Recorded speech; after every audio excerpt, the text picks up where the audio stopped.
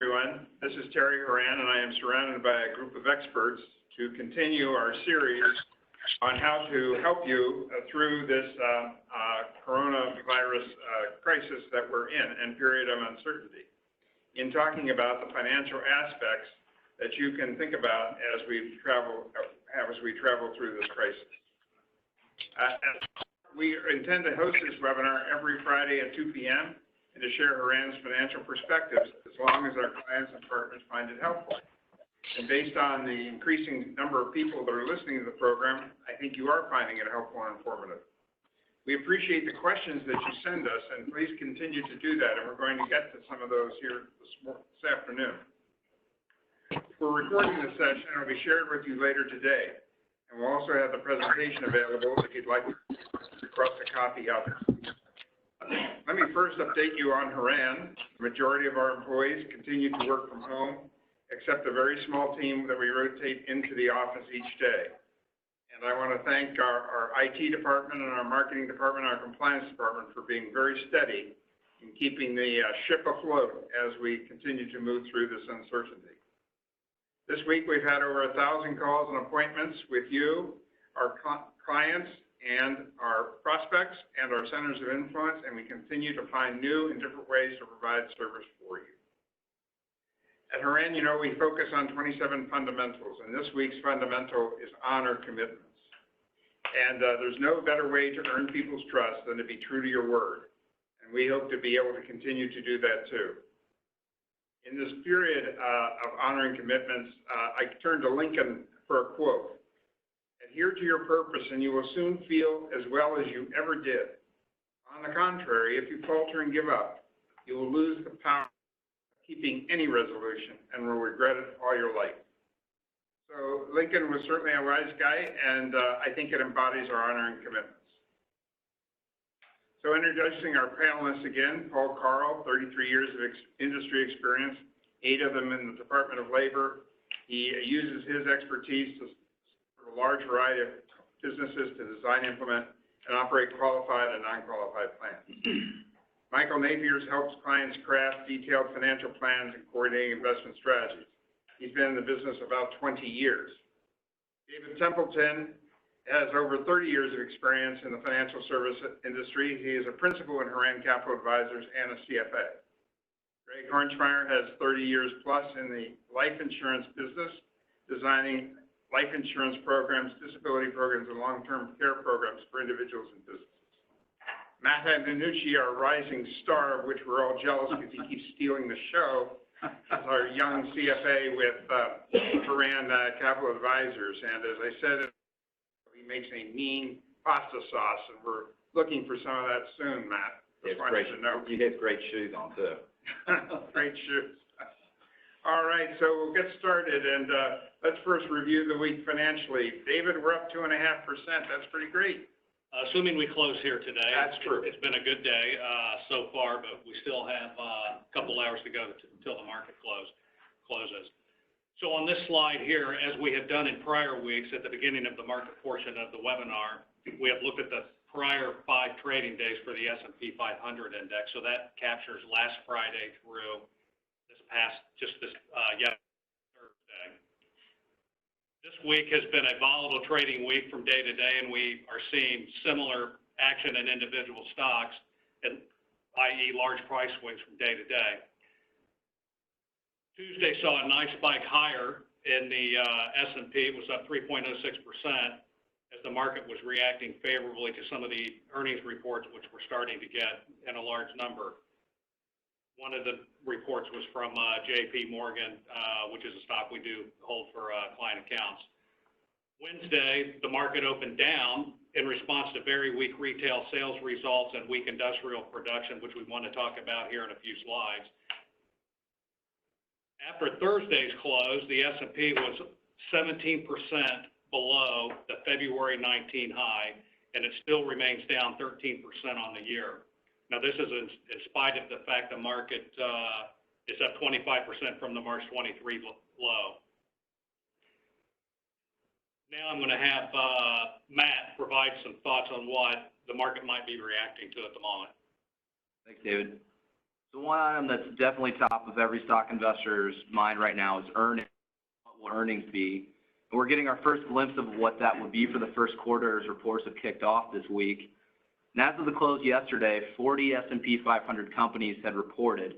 And of those companies reporting, earnings had dropped 31% in the first quarter, while revenue actually grew 3%. Now keep in mind, this is a limited sample of companies, banks, energy companies, some industrials as well. Those have been hit the hardest. But the current consensus estimates are for earnings to decline 13% in the first quarter, with revenue coming in flat. Although it's important, we think that the first quarter earnings are really more going to be about guidance and company balance sheets than the actual numbers. A lot of companies have withdrawn guidance for and we're eager to hear what management has to say. So it's clear that we're entering a period of negative earnings growth, which brings us to our market theme this week, and that is that the equity market is forward-looking. In the context of earnings, generally stocks do tend to move in the direction of earnings over the long term. But over the short term, however, stock prices tend to lead earnings. And the proof is in the pudding, or in this case, the historical data, which we're showing you that on slide 5. So in this table, we're looking at every single peak to trough earnings decline going back to 1925 for the S&P 500 on the left-hand side.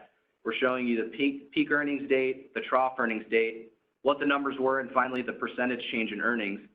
And you can see at the bottom of the table, on average, when we experience earning contractions, they decline an average of 28%. So on the right-hand side, we're showing you some S&P 500 return metrics. We're looking at the S&P price return 6 months leading up to the bottom of earnings, 6 months after the earnings bottom, and then 12 months after earnings have bottomed out. And we find some interesting things. So first, for nearly all periods, the market was positive 6 months leading up to the bottom of earnings. And so saying that another way, although earnings were still falling for the overall index, stock prices had a positive return leading up to data bottoming out. And on average, that return was 13.5%, not including dividends. So stocks historically begin to price in a bottoming out of data and resumption in growth before it's happened. And second, 6 and 12 months after the earnings bottom, we've had strong returns as well. You can see an average of 8.7% 6 months after the bottom and 12.2% a year out. So earnings are going to be a key focus over the next few weeks. The numbers we've gotten have not been pretty, and the second quarter likely won't be pretty either.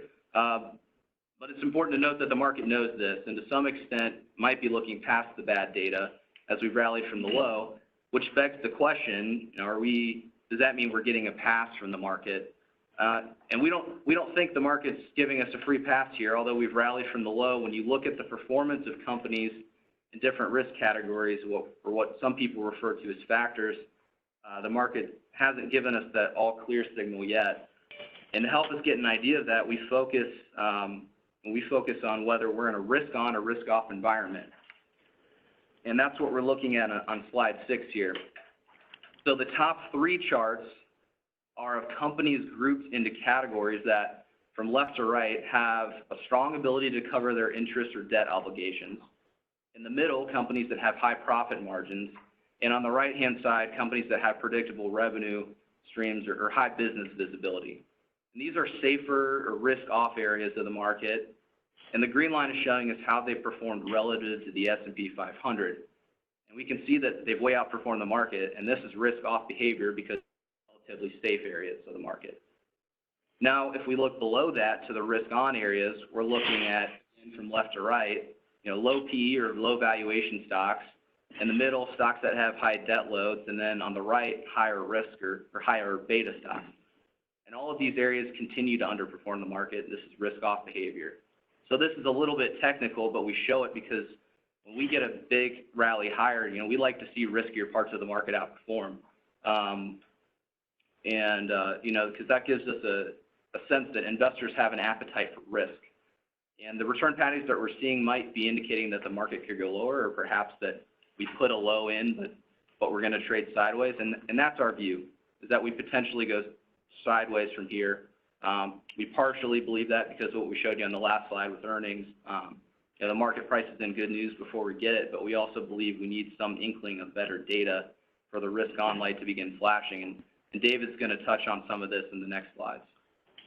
Before you go there, David, Matt, why don't you explain what you mean by high beta? That might not be a term familiar with our group. Yeah, that's a good point, Terry. That's a little jargony. So beta is a term we use to describe how risky a stock is, or how much it performs in magnitude relative to what the market does. So if a stock has a beta of 2, in theory, we're saying that when the market's up 1%, it'll be up 2%, and vice versa. So higher beta stocks are higher risk stocks. And I have one more question I'd like you and David to address. Obviously, on the slide 5 that you were looking at before, what jumps out at everybody is the 2007 to 2009 peak and trough earnings, which were down 91%, biggest on the page, including, and yet subsequent 12 months later, one of the larger gains on the page. Can you comment on that, perhaps, one of you? Yeah, so we think back in the 09, coming out of the financial crisis, the contraction was so significant in stock prices that once the government, the Federal Reserve, stepped in to provide financial support to the economy and the markets, it was a pretty quick recovery from the low. It's really not too dissimilar what we're seeing today. Right. And I think Michael Napier in a slide or two is going to touch on some of the things that the Fed is doing today. Okay.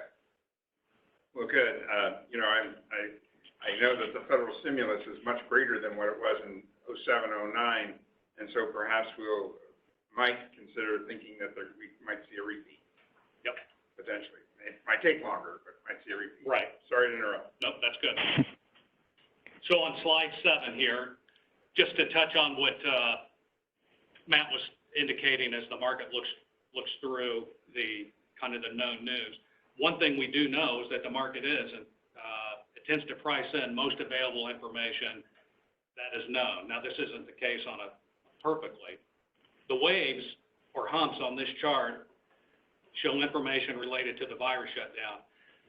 The market doesn't like surprises, and that red hump there is the realization as to the virus situation. The market, or the solid line on the chart, shows the sell-off at that time. The second hump shows the timing and implementation of the stay-at-home mandates that we're all facing today. And as that chart shows, the market was bottoming as we instituted these social distancing parameters. Now, although most people continue to sit at home, there is more clarity is coming to light on what is necessary to get the country open again. And after yesterday's White House press conference, I think we see even more clarity. As a result, even before the company is open, the market is able to factor in the environment that will be in place through the summer and going forward. As a result, the market is able to look at current prices and begins to look ahead at the outlook for the economy as it gets up and running. Now, this part is unknown and will create some volatility both on the upside and the downside as events do unfold, but we do believe the market anticipate some spike in the virus when we do open back up, and experts have told us that. What is not counted on, though, is a surge in the cases and potentially a second lockdown. That particular outcome would not be viewed favorably by the market. Is that an understatement, David? That's an understatement. Okay. Nor our investors. Or investors. Now, we do believe the blue line, the dotted blue line, has a higher probability of representing what the market's trajectory might be. Now, our compliance guy's sitting here, but there's no guarantees. But it will not be in a straight line. But we do believe we can come out of this recession. We do believe we're in one pretty quickly. I mean, we think this slowdown that we're in today was not caused by a typical recession where there's like oversupply and overproduction of goods. It was really mandated or forced into recession by the government. We did not have a lot of excess build in the economy. Now, finally, on this next slide, I want to look at some of the data that gives us a sense that the market does look over some of the negative news. Now, this particular slide shows the continuing rise in unemployment claims.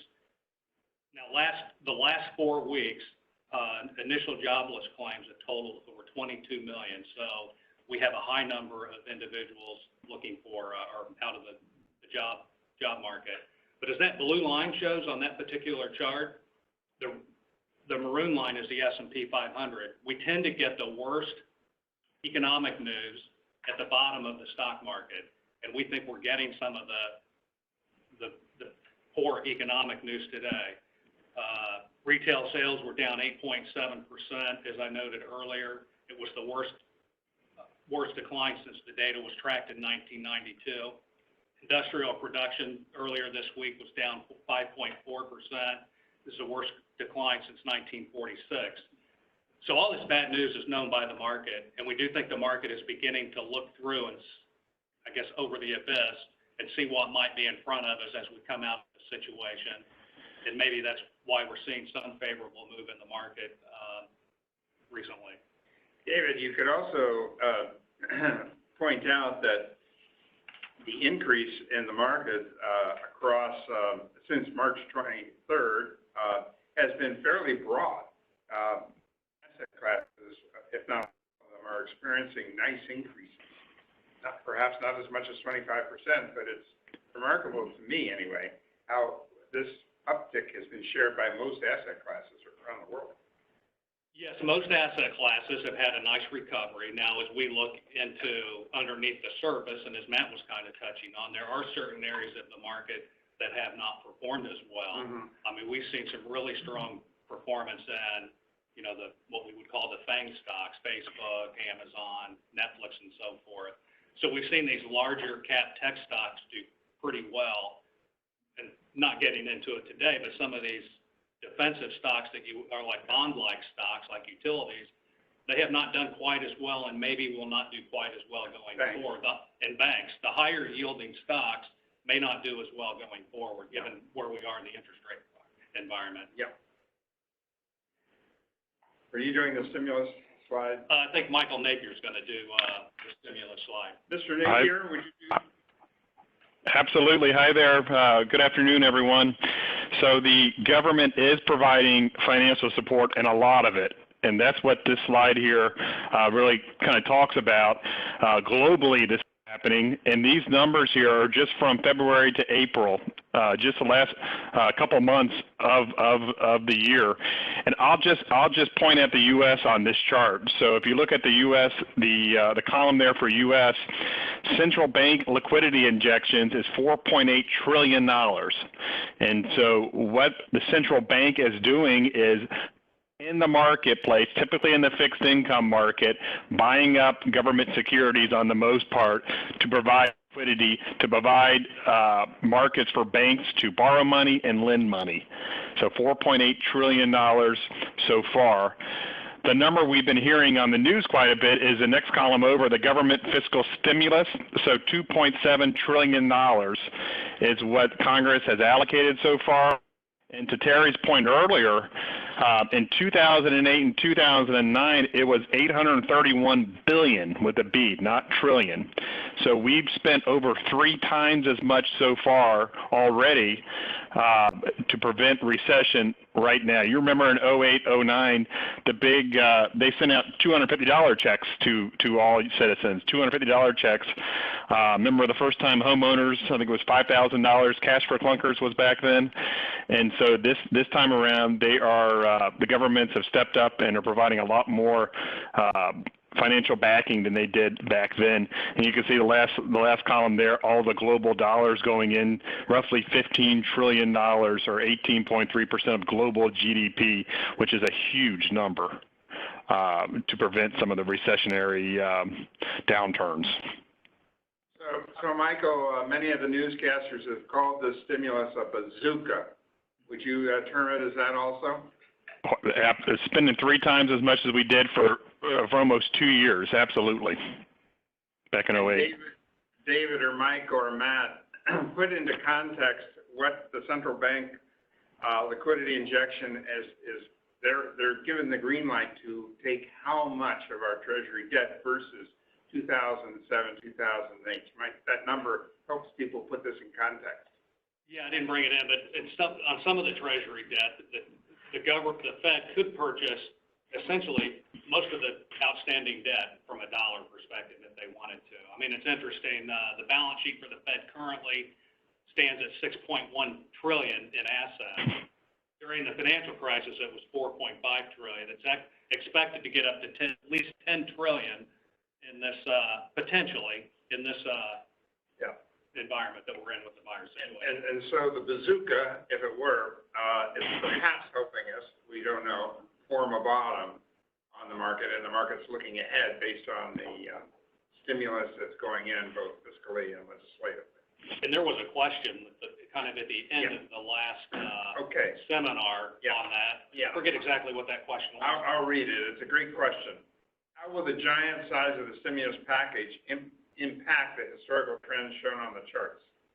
That's shared in a presentation months after the bear market. Best guess. Well, with the compliance officer here in the room, we're certainly not going to give you anything definitive. No guarantee, but that's a really good question. And near term, it's supportive of the markets. It's supportive of the system. The Fed's pumping money into the system, which is easing credit concerns, which is providing liquidity to the corporate bond market. So we're shoring up the financial system. Longer term, it might be a little bit different. You want to touch on that, David? Well, sure. So as the government issues more debt, to service that debt, they need to take more money out of the private sector to pay the interest cost, pay the principal on the debt. There's a lot of analogies going around that maybe we're looking more like Japan, where you get stuck in a slower growth environment because of these higher debt levels, and that certainly does not surprise me if that's the case. Yeah, that's great. Do you have one more slide? I have one more slide. Just something I wanted to mention. We've received a lot of calls this week with our clients. 2020 require minimal distribution. So if you're over 70.5 or 72, your government asks that you take a distribution out of your IRA or your 401k. Those have been suspended for 2020. So you're not needing to take a distribution if you do not want to out of your IRA, which could save on taxes. If you were an early bird and took from the accounts earlier this year, you're able to redeposit those into your IRA and code them as a rollover. So it's a tax-free, kind of put your money back into the account. Now, if it was before 60 days, if the money went in more than 60 days ago, we're still waiting for IRS guidance on this. They haven't given our custodians a green light to code this as a tax-free rollover. But in 2009, they did the same thing. The government suspended RMDs in 2009, and eventually the IRS came out and said it's fine to go back to January. So we assume that's going to happen. But at this point, if you made a January RMD, you're not able to put it back at this time. And don't forget our charities. And so our charities need us right now. And so if you typically make a charitable gift from your IRA, those are still allowed. And so feel free to call me or your trusted advisor, and we're happy to help you set that up as well. Michael, a question from our audience. If I'm taking RMDs from a beneficiary IRA, would you advise returning the distributions already taken and stop taking them for the remainder of the year? That's a great question. So the inherited IRAs are the same boat as your typical IRA for this particular legislation. So if you're not needing the money to live on, I'm a big fan of possibly putting it back in there. But good question to call your advisor and kind of talk through. And Michael, Matt, David, could they call you? Absolutely. Okay. Absolutely. Thank you, Michael. You're welcome. Paul, would you like to give us some Washington update? I will be happy to. So I'm going to start out with, there's some talk about retirement plan relief for small businesses. On Monday of this week, April 13th, I was a part of a small group that met with Senate Majority Leader Mitch McConnell's staff. We had a 30-minute conversation with regard to what we would envision some retirement plan relief would look like for small businesses. All 7 of us on the call have been hearing from a variety of businesses that are affected: manufacturing, car dealerships, doctors' offices, professional firms such as architects and so forth, right?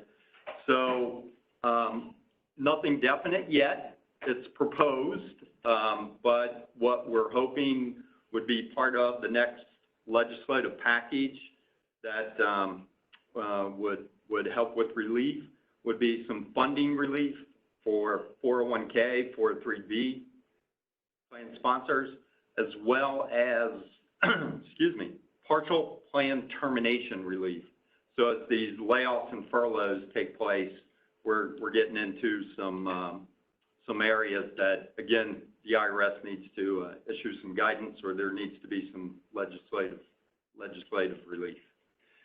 In addition to that, Terry, I think you mentioned that you got a call from Senator Portman's office? Congressman Wenstrup's office. Okay. We have a number of clients, and perhaps you all have friends or you have them yourselves who have 125 plans or flexible spending accounts. And as you know, under the rules, it's use it or lose it by the end of the year. We have gone to Congressman Wenstrup's office, who happens to be on the Ways and Means Committee of the House, and said, what about forgiveness on that use it or lose it provision for a year, so people will be able to keep their money in their flexible spending accounts. He texted back yesterday and said, I'm on it, I understand the issue, and we'll see if we can get it in the next round of legislation. So again, nothing concrete, Paul, and as you know, a lot of slips between the cup and the lip, but we'd like to see that done. So, and then the last item that everybody's been talking about, I'm going to say in the last 24 to 48 hours, is some additional paycheck protection funding that's needed. Right now, we've got some grappling over $250 billion to about $500 billion, because the money that was in the latest CARES Act for small businesses has run out. Paul, that $349 billion ran out Thursday noon sometime. The only people not talking about it at the moment is the Congress of the United States, it seems. Reading today, it appears that President Trump is willing to bend on the issues that were brought up by the Democratic Party that would suggest that the extra $250 billion will be followed with additional money for hospitals and other organizations that are in stress.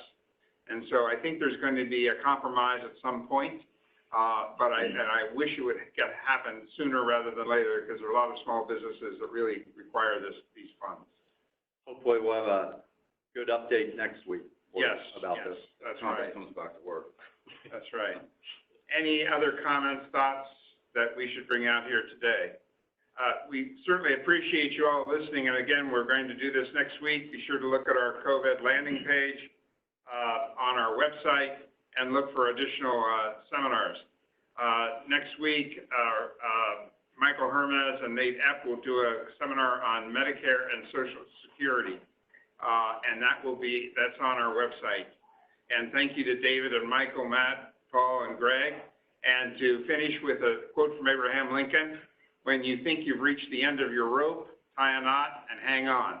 Thanks so much, everyone.